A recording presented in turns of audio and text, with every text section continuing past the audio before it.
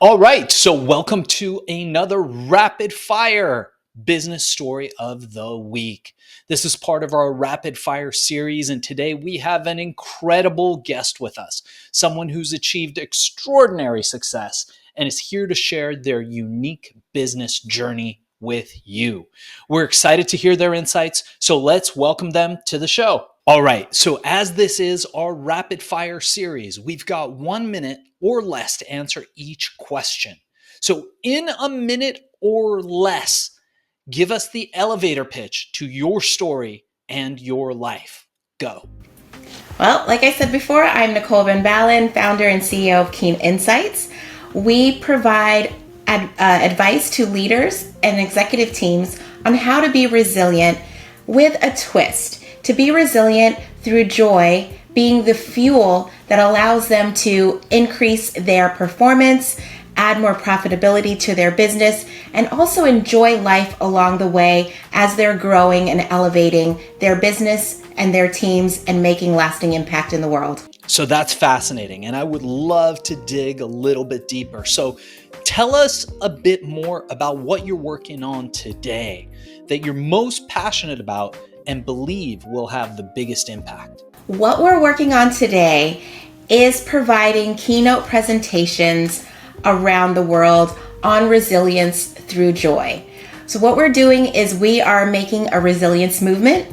We're sharing the 3-step model along the resilience journey to help leaders and executive teams elevate themselves personally and also professionally.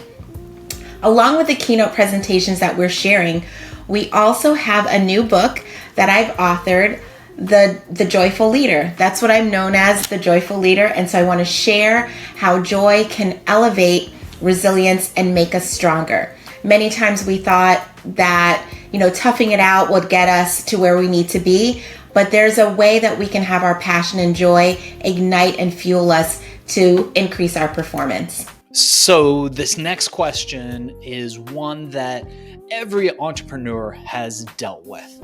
Tell us about a time where you failed. We often say failure is the first step to success. So think about a time where you failed in the past. What happened? What did you learn from it? When I think about failure, I'm going back to childhood. Well, maybe not childhood, but college years. My background, I've been a professional cheerleader and a professional dancer, and that is what has helped me and trained me to elevate joy in moving forward. However, there were times when I didn't make the team, I didn't have the cut, I couldn't remember the choreography, I failed miserably, but I kept going on. So I basically picked myself up, found coaches and friends that could train me to get me to that ultimate peak level that I needed to be so that I can compete, I can try out, and I can win and make the team. And I take that same philosophy into the business world where, we hear the words failing forward. Basically, there is no failure. We're going through life experiences. We want to be perfect. However, we're not perfect human beings. However, when we do fail, we actually are elevating ourselves if we decide to move forward and take what we've learned into the next action that we're going and the next goal that we have moving forward. That's fascinating. And we're definitely going to have you back on the show to dive deeper into each of these questions. But for now, one thing that I often say is, and I tell this to my employees and the people who work with me and for me all the time, is that when a tree falls in the forest, if nobody hears it, did that tree actually fall? This brings me to this next question. How do you make sure that all of these amazing projects that you're involved in get noticed? What marketing and advertising methods have worked best for you? You've got a minute. Let's go. That's an interesting question. I was having this conversation earlier today. What's worked for me is organic referrals, people recommending me to speak at events who have heard me before, friends recommending me. When I think about it, every job that I've had being in corporate and in my entrepreneurial space have all been through referrals. However, I do believe in being proactive as well. So I use a CRM system so that I can keep track of potential clients and those that are our clients, to work with them further, find out how we can partner and work together for moving forward. I put myself out there in networking and events. I'm constantly elevating my speaking and development career with, as I provide consultation. I want to make sure that I'm developing myself so that I can be ready and able and willing for my clients who are wanting to become more resilient, have increased performance, and moving forward. So I'm doing things like this podcast is a way of marketing.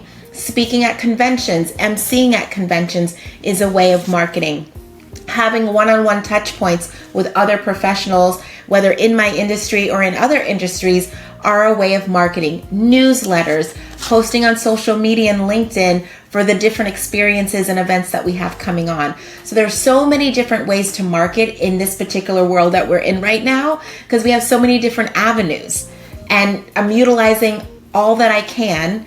And many of it's organic, but also proactive. That was so awesome. We're definitely going to dive deeper into this on a later show.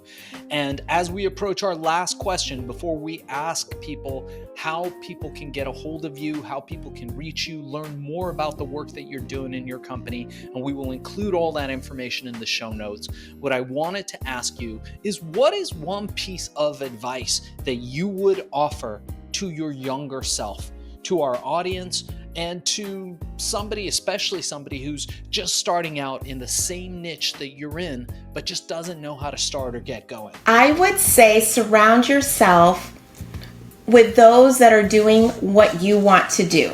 So if you want to become a professional speaker, surround yourself with professional speakers.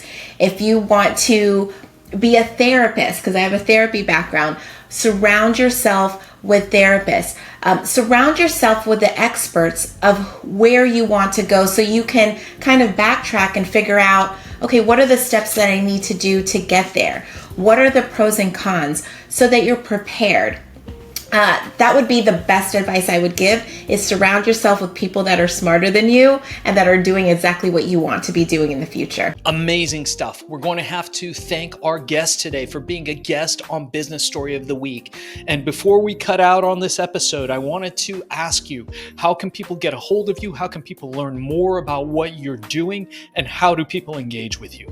And we will transcribe this and put it in the show notes for everybody to find. Well, the best way to get in touch with me is through my website, www.keaneninsights.com. So that's KEANEINSIGHT.com. You can also reach out to me on LinkedIn. I post things regularly there, so you can keep up to date with all the different things that I'm doing.